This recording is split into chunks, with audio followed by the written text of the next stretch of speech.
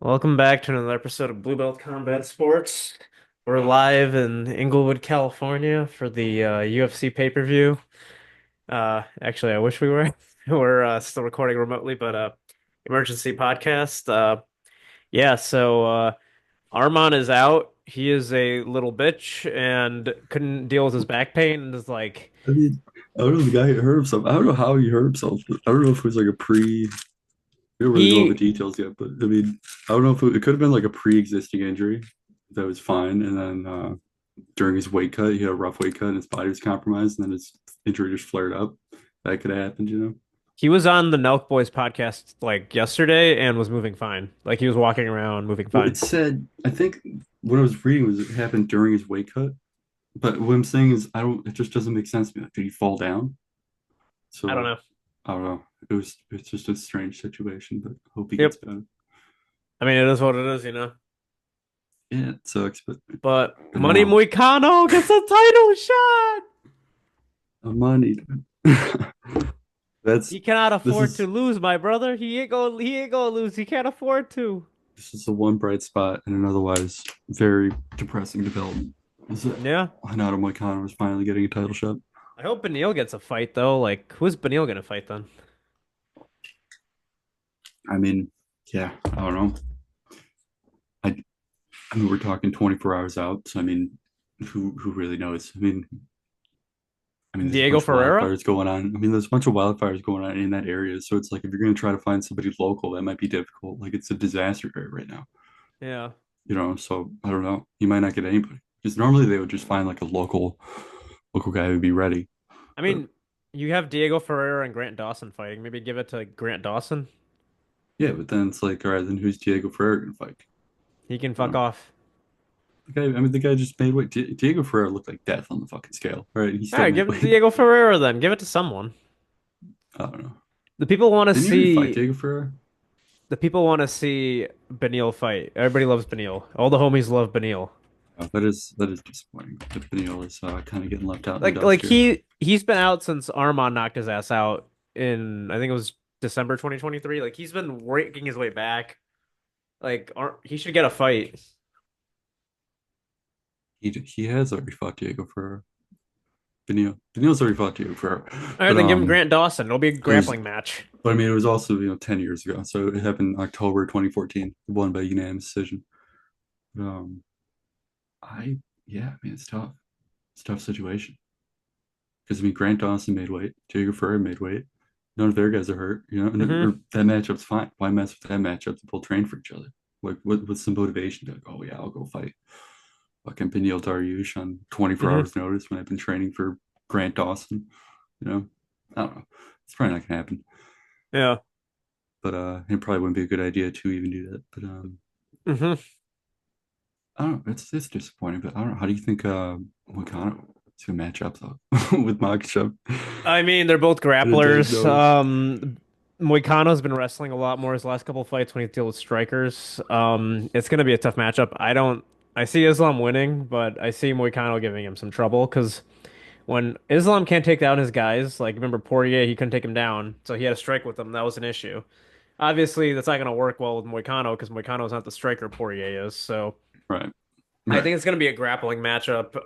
But I see a second round submission probably for Arma or Islam.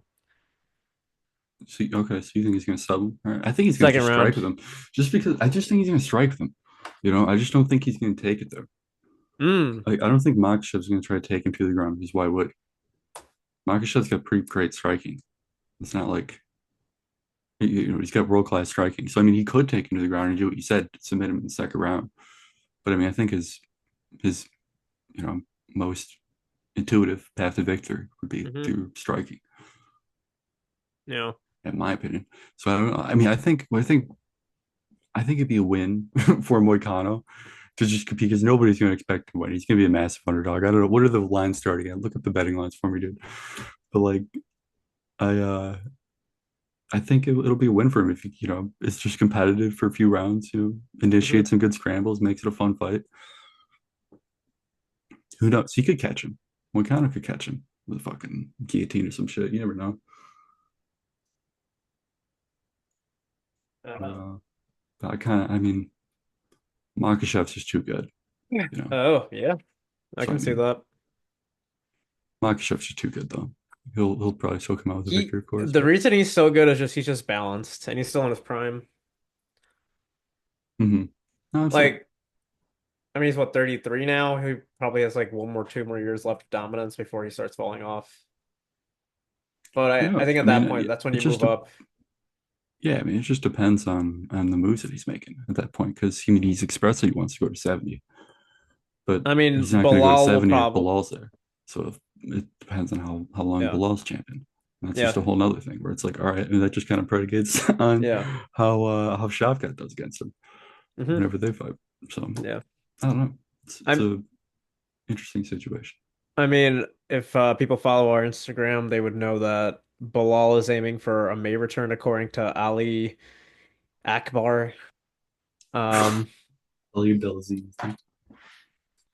to Ali the rat. God. But yeah, Ali's he said May, so we'll see what happens. Pereira's supposed to fight in March, so I'm also interested in seeing what happens there. Mm. Because there's no, I don't know, Ankalaev doesn't fight in March because that's Ramadan.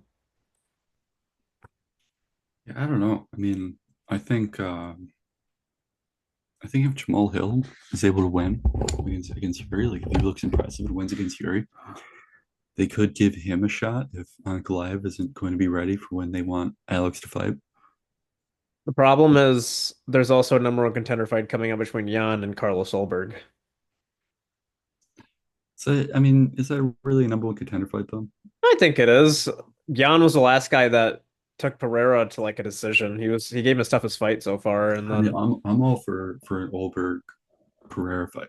I'd be all for that. I think that's a really cool matchup. But I think at this point there's a line that's developing. I mean, you have you have Ankalaev. One second. y'all, this is the mascot of the podcast, Mrs. Beans. Look at her. Oh man, she's barely staying in focus because we're because of our background. Dude, she looks Oh yeah, so cute. this is the mascot. Aw, how you doing, Beans? Young Beans, powerful dog, Yeah, the mascot of Blue Belt. yeah. The What were we best talking about? girl. So yeah, this is the resident dog on the podcast. It's Yeah, Mega Sofka. She struggles greatly, but she's a good dog. yeah. What was I gonna say though? Yeah, man.